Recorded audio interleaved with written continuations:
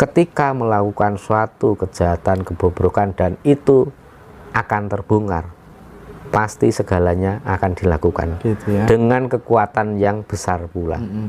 Maka ibaratnya begini, ketimbang mati malu, mending mati bersama hancur-hancuran, kan begitu. Nah, ini yang harus diwaspadai sebenarnya, ya kan? Sekarang seperti Angkatan Darat sudah mulai digoyang dengan berbagai cerita yang di media itu kan.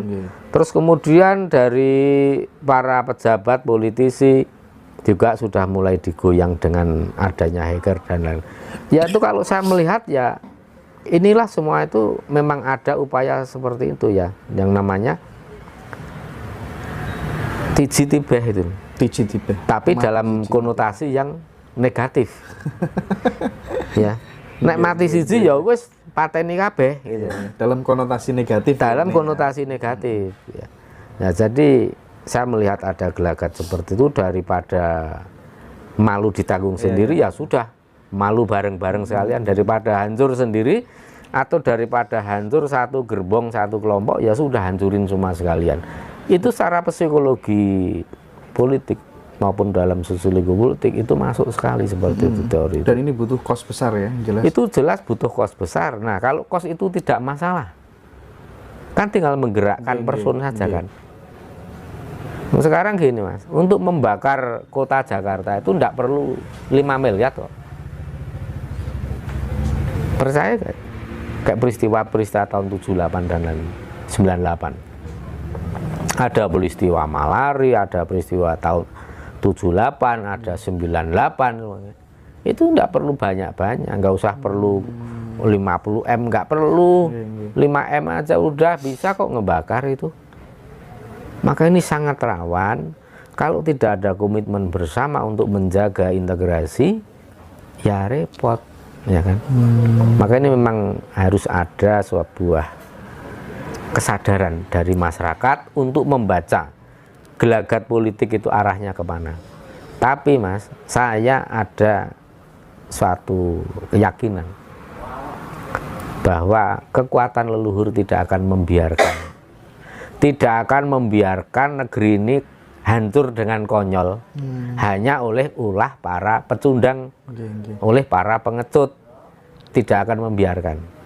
Dan kalau leluhur sudah turun tangan, nggak usah hitungan sepekan, sehari 2 hari aja digulung cepet kok. Saya yakin. Tinggal begini saja, saya mengajak pada sedulur-sedulur semua yang masih menyadari bahwa kita masih butuh NKRI yang ayem-ayem tentrem. Mari gunakan setiap kesempatan ketika kita doa, kita ritual, ya sudah, kita suwun kepada para supernatural power, kepada supernatural being, yaitu adalah semua simbol-simbol kekuatan spiritual yang ada di Nusantara ini. Daripada kalau yang percaya kadewatan bisa mulai dari sana, yang percaya leluhur saja dari sana.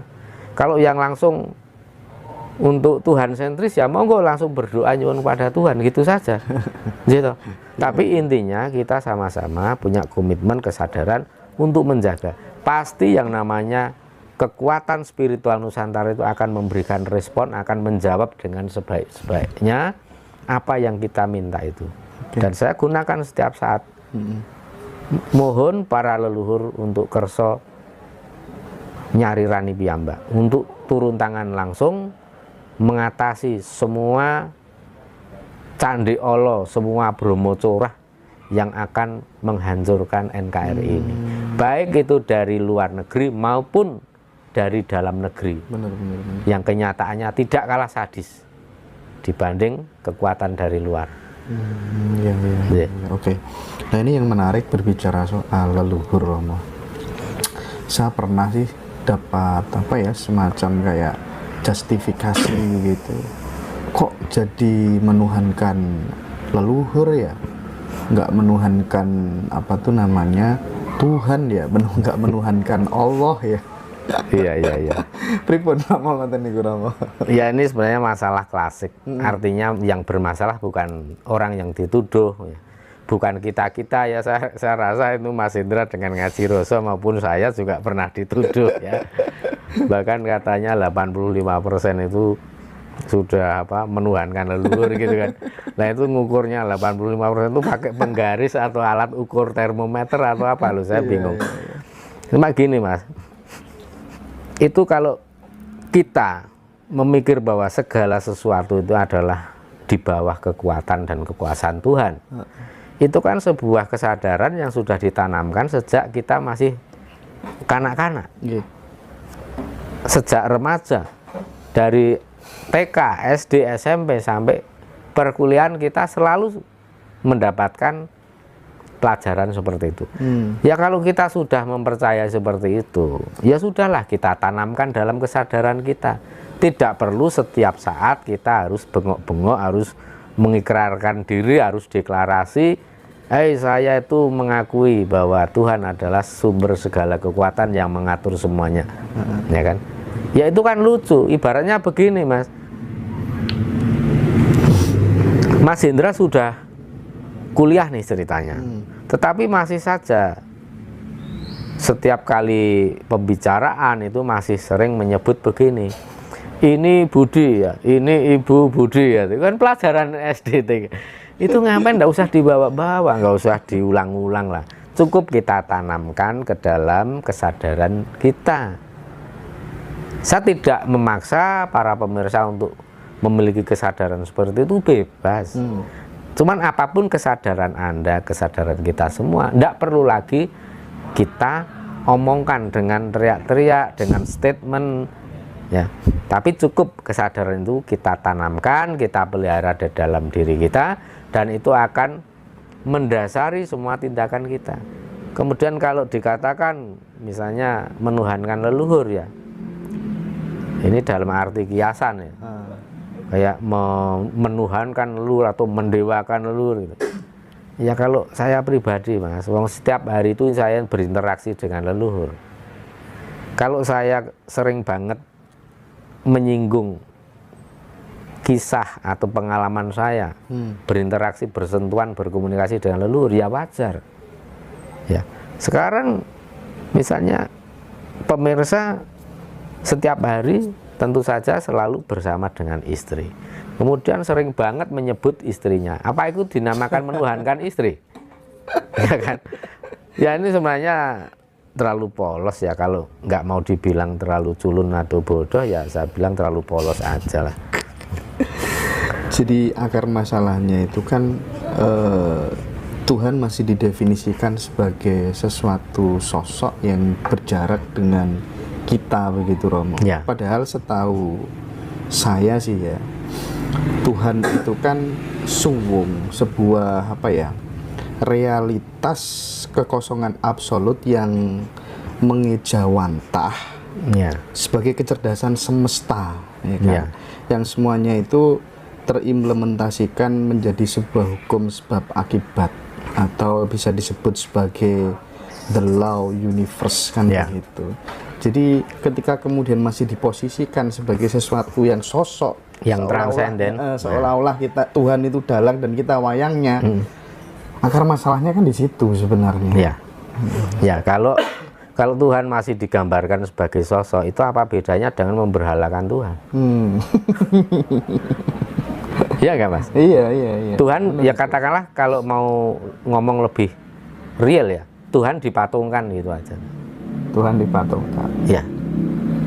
Tuhan itu kan abstrak. Tuhan abstrak. Kemudian Tuhan itu kalau saya pribadi, saya melihatnya itu sebagai sebuah kesadaran tertinggi. Ya. Kita memiliki kesadaran, ada yang kesadaran rendah, terus meningkat, ada kemudian kesadaran murni. Nah, kalau Tuhan ini merupakan kesadaran yang sifatnya itu paling tinggi. Kesadaran seperti apa? Ya tinggal kemampuan kita untuk mendefinisikan kesadaran itu sendiri. Karena tidak ada yang mutlak benar. Semua orang memiliki definisi kesadaran akan Tuhan itu masing-masing beda. Dan itu tidak bisa kita kemudian menjudgment, kita menghakimi bahwa si A, si B yang benar, si C salah, tidak bisa. Kalau mau lebih adil ya dikatakan tidak ada yang salah, tidak ada yang benar. Tapi semua itu masing-masing kreasi manusia. Dan kalau saya melihat itu ibarat pecahan cermin. Kalau cermin itu kita kumpulkan, jadilah kaca yang utuh. Ya kan? Definisi Tuhan yang berhasil kita rangkum dari 1 juta orang itu tentu saja akan lebih keren daripada kita hanya mengambil kesimpulan dari pendapat 5 orang saja. Ya, benar, ya kan? Benar itu. Makanya itu sebuah kesadaran kosmologis. Kalau dalam spiritual Jawa itu disebutnya juga sebagai kesadaran kosmologis, Mas. Ya. Maka kalau kita definisikan ya tadi seperti yang Mas Indra katakan tadi juga, itu merupakan hukum semesta. Karena Tuhan itu kalau kita bicara secara spiritual, Tuhan itu sebagai spirit berarti spirit of the universe. Ketika kita bicara tentang hukum atau aturan yang dibuat oleh Tuhan, maka saya memahaminya sebagai apa? Hukum keseimbangan alam, atau tata hukum alam, atau tata hukum keseimbangan alam. Itulah aturan Tuhan yang sesungguhnya. Benar.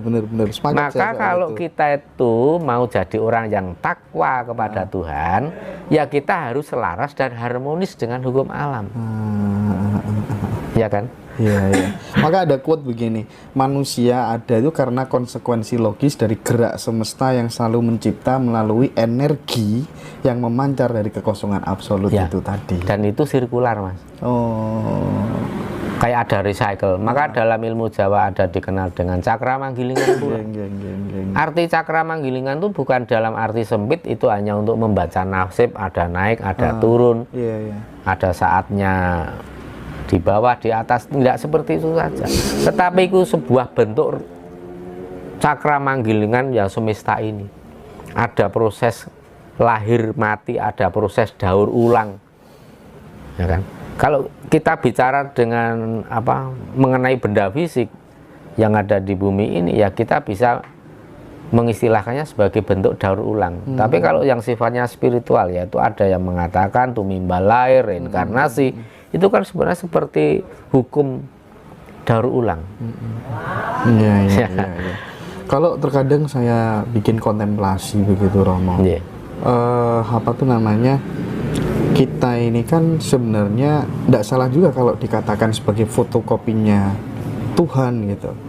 Bahkan semua orang itu menurut saya berpotensi untuk menjadi nabi, menerima kabar dari langit, menyampaikan, itu punya potensi itu. Cuman yang jadi masalah kalau sampai itu kemudian dipublikasikan di media kan ribet. Jangankan nabi, dalam fase tertentu aja kita bagian dari Tuhan itu sendiri gitu. Nah, karena kita bagian dari Tuhan itu sendiri, terus kemudian kita nggak bisa keluar dari masalah yang serius, itu kan sesuatu hal yang mustahil sebenarnya. Iya Pak nggak, Romo, kira-kira? Ya sebenarnya kalau nabi yang mana dulu, Mas? Nabi dari negara mana dulu? Kalau nabi, kalau orang Jawa mau bikin nabi, standarnya tinggi dan berat banget, Mas. Gitu ya? Iya. Kalau nabi itu kan, soalnya kalau orang Jawa pada umumnya ini ya standarnya sudah tinggi. Terus kalau mau bikin nabi yang setinggi apa? Iya juga ya. Dan bisa saya katakan lebih ekstrim lagi bahwa standar kesalehan orang Jawa setiap hari, perilaku hidup sehari-hari dengan kesantunan, dengan moralitas Jawa, ya itulah standar. Mungkin di tempat lain itu sudah levelnya nabi, tapi di sini kalau saya definisikan, ya itulah baru menjadi manusia yang wajar dan lumrah. Benar. Gimana kita mau menyebut ada orang soleh dan suci? Ya memang itulah standarnya. Karena apa? Orang Jawa memiliki standar untuk tingkat kesalehan itu adalah manunggaling kawula Gusti. Menyatunya antara kawula dengan Gusti. Yang menyatu apa, Mas? Ya kita lebih konkret, lebih real, yang mudah saja. Yang menyatu sifatnya.